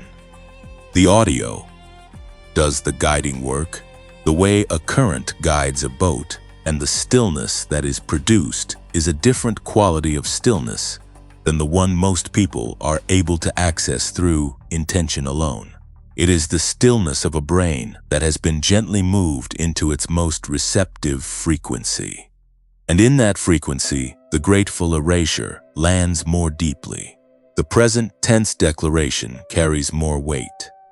The 7 minutes of silence becomes less of a discipline and more of a genuine experience of the depth that the whole practice is pointing toward. I want to be clear about what I am not saying. I am not saying that the genius wave is a requirement for the chosen ones to step into their season. The spiritual preparation is real and complete regardless of any tool. What I am saying is that for those who have been in a long, depleting season and whose nervous systems are carrying the accumulated weight of years of striving and grief and sustained effort without adequate rest, the neurological support that the genius wave provides is not a luxury. It is practical wisdom. It is the chosen one saying, I have been fighting this battle with every tool available to me, and I am now willing to accept a tool that helps my brain do what my spirit has already committed to. The link is still in the pinned comment below. The $39 access point is still available for a limited window. The 90-day money-back guarantee still stands as the promise of a researcher who believes so completely in what his decades of work produced that he is willing to let the results speak before you make any final commitment. If the genius wave is yours, you will know it. Not from pressure, from that specific quality of interior peace that we spoke about in the context of the third shift, the peace of something arriving at its right time. Now, I want to name the 3 areas of your life that are going to shift in the most concrete and most visible ways in this next season. Not as promises I am making to you, as observations I am making about what consistently happens when a chosen one steps through the threshold after a genuine season of kava preparation. The first area is your relationships, and specifically, the quality of the connections that are going to arrive. I have already spoken about the people who are going to naturally move to a greater distance. But I want to speak now about what is coming to fill the space they leave. What is coming are people who operate at the frequency you have been prepared to carry. People whose depth of perception matches yours. People who do not require you to make yourself smaller to make them comfortable. People who will look at the vision you stopped saying out loud and not flinch or qualify or ask whether you have considered a more realistic path. People who will say instead, yes, and here is what I see in you that makes that vision not just possible but inevitable. Those people are already in motion toward you, and when they arrive, the recognition will be immediate and will carry the particular quality of something that feels simultaneously new and like coming home. The second area is your purpose, specifically the clarification of it. One of the most disorienting experiences of the waiting season is the way the sense of calling can feel both strong and vague simultaneously. You know you are called to something significant. You can feel the weight of it, but the specific shape of it, the particular expression of it in the world, has remained blurry in ways that have been frustrating and confusing. What I want you to know is that the blurriness is coming to an end. The clarity that has been forming in the interior landscape of your life is going to begin expressing itself as specific direction. Not a full 5-year plan delivered in a single moment of revelation. One step, clearly visible, clearly yours, clearly actionable. And that one step is going to carry a quality of rightness that the steps you have tried to force during the waiting season did not carry. You will know it is yours because it will arrive with the signature of peace we have spoken about. And when you take it, the next step will become visible. And the path, which could not be seen from the beginning, will reveal itself one step at a time as you walk it. The third area is your resources, not in the sense of a sudden windfall that solves every practical concern in a single event. In the sense of a shift from scarcity orientation to sufficiency orientation. From the posture of fighting for what you need to the posture of receiving what has been prepared. From the exhausting mode of striving to create outcomes to the grounded mode of stepping into what is already moving toward you. This shift in orientation will change how you see every opportunity that comes across your path. You will stop evaluating opportunities from the desperate question of whether this is finally the thing, and you will begin evaluating them from the discerning question of whether this carries the signature of what is actually mine. And that shift question changes everything, because the person asking the first question accepts things they should not accept out of scarcity and exhaustion. And the person asking the second question receives what is actually theirs with a clarity and a confidence that honors what the preparation was for. Type the word chosen in the comments right now if these 3 areas resonate. If the relationships, the purpose, the resources, these are the specific places where you have felt the weight of the waiting season most acutely, and where you are now, after everything this message has carried, ready to begin receiving the shift, you are not typing alone. Across the world right now, other chosen ones are reading these same words and recognizing the same things in their own lives. And when you type that word, you are joining a company of people who have decided, in the quiet of wherever they are sitting, that the waiting is done and the receiving has begun. We are almost at the end of this message together, and I want to be here with you in this final stretch in a way that honors everything we have moved through. Because we have moved through a great deal. We began with the recognition that something you did this morning, something quiet and ordinary, and perhaps unnoticed by everyone around you, caused a recalibration in the unseen realm that rearranged what was planned around you. We moved through the naming of your season, the grief, the cost, the confusion, the erosion of self-trust. We sat with Ruth in the field, gathering at the edges of someone else's harvest, while her own season had not yet produced anything visible. We received the ancient language, kairos and kava, and allowed those words to reframe the waiting from passive endurance into active preparation, from delay into braiding, from abandonment into positioning. We stood at the threshold together, and I gave you the name Cycle Breaker and asked you to take the step. And then I gave you the 3 practical anchors: the intentional attention redirection, the relational audit, and the consistent daily practice of the 7 minutes to ground everything in the ordinary soil of your actual life. And now we are here, at the closing, at the farewell. And I want to do this differently from how most messages end. Because most messages end with a summary of what was covered, and a list of takeaways and a reminder to like and subscribe and a cheerful send-off that puts a bow on everything and sends you back into your life as if the message has fully delivered itself. And your only job now is to implement the wisdom. But that is not how this ends, because this message was never a list of wisdom.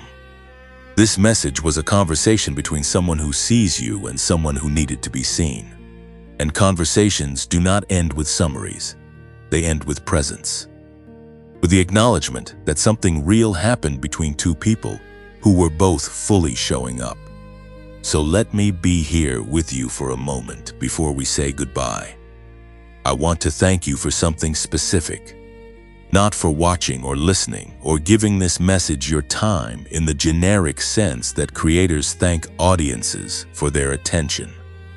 I want to thank you for the part of you that showed up here today that was not fully convinced this would be different from everything else you have heard.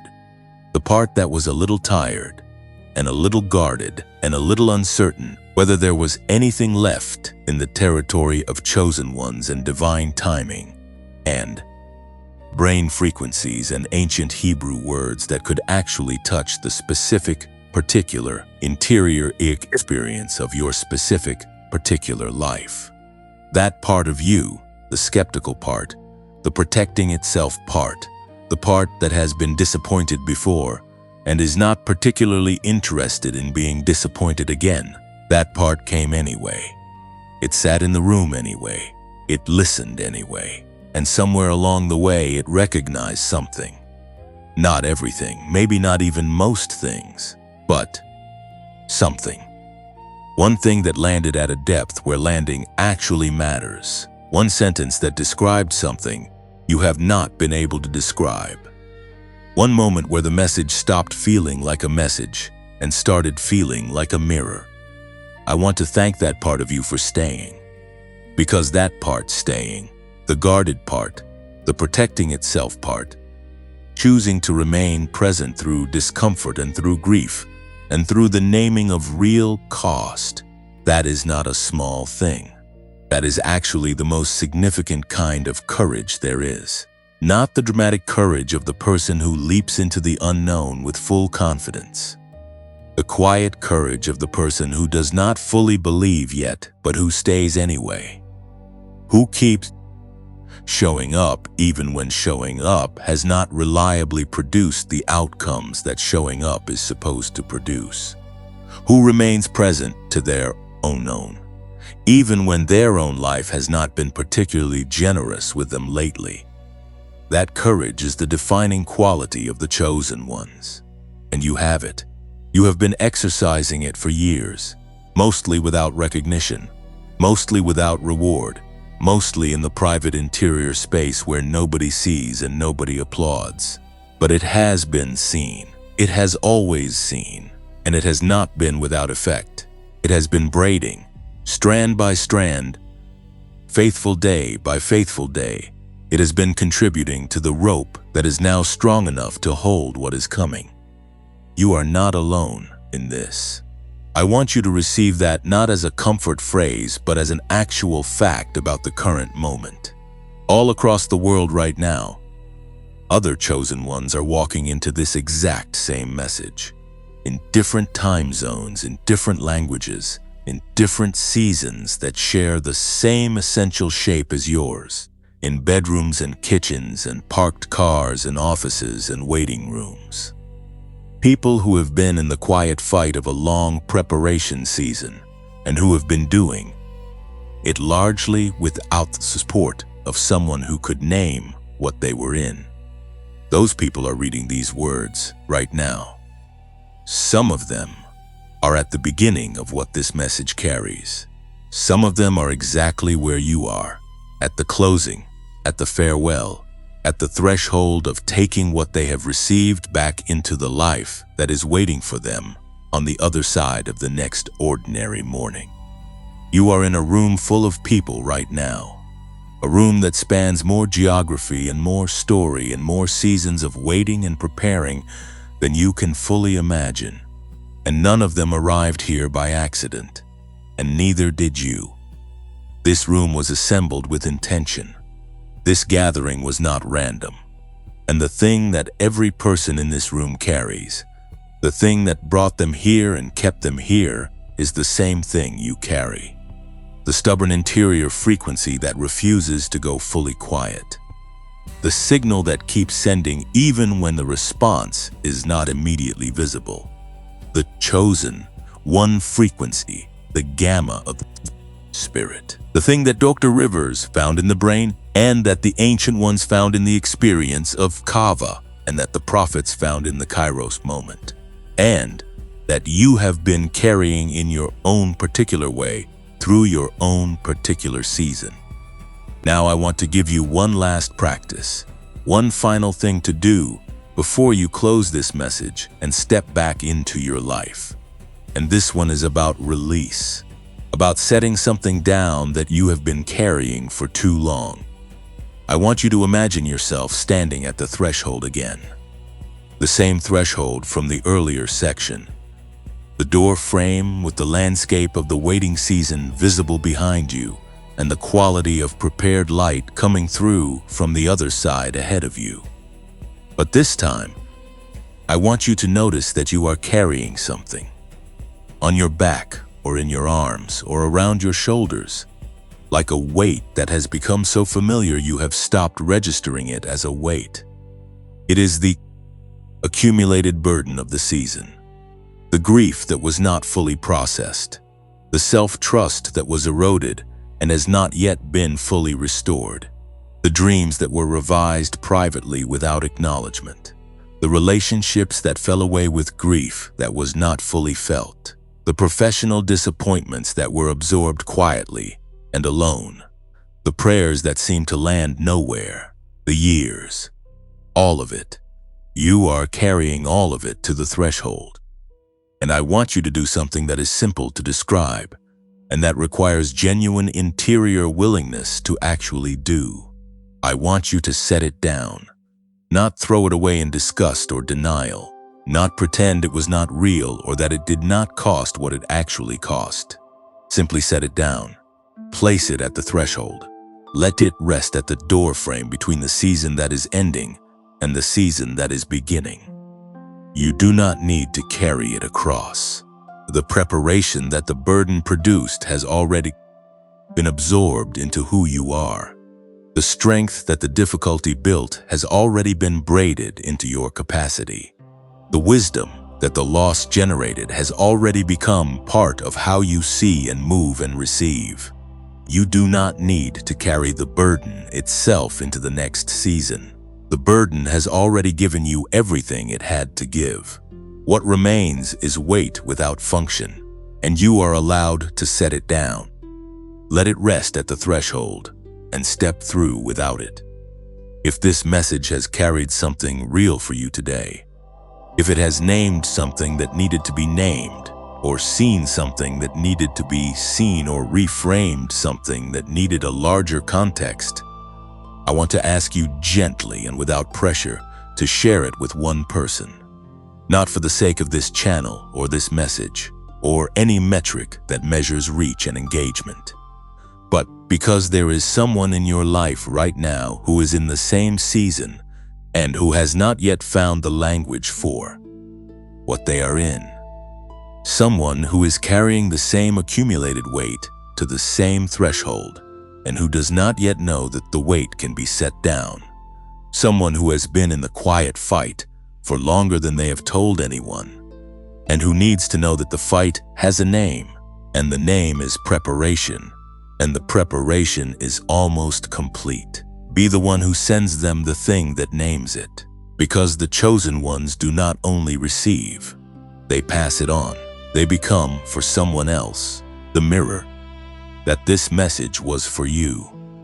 If you are moved to support this work financially, to make it possible for this message to reach more people who are waking into their Monday without anyone to name it for them, the donate option is available, and every contribution, regardless of size, goes directly toward ensuring that the next chosen one who needs this message can find it. Not for me, for them, for the person who is sitting in a parked car somewhere right now, running out of reasons to keep going, and who needs one more message that sees them before they decide that nobody does. And if the genius wave met you somewhere in the middle of this message, if the science of the theta gamma frequency resonated with the spiritual experience you have been having in your waiting season, if the 7 minutes of practice felt like the practical anchor you have been looking for, and if somewhere in you there is a quiet yes toward taking that step, it is waiting for you in the pinned comment below, not as a requirement, as an invitation. The same way this entire message has been an invitation to the depth, to the frequency, to the prepared version of yourself that has been waiting at the threshold for however long this season has been. You came here for a reason. Something in you was reaching, and this is what it found. And what it found was not an accident. It was a kairos moment, wearing the ordinary clothing of a morning you almost did not pause for. Heaven recalibrated around you today, around the small, quiet, faithful act of showing up to something that carried the signal you needed to hear. And the recalibration has already begun producing effects in the unseen realm that will surface in the visible world of your life in the days ahead, in ways that will confirm everything that was named here today. You are a cycle breaker. You are a chosen one. You are not delayed. You are assembled. You are not overlooked. You are positioned. You are not at the beginning of your preparation. You are at the completion of it. And the threshold is not ahead of you. It is here. It is now.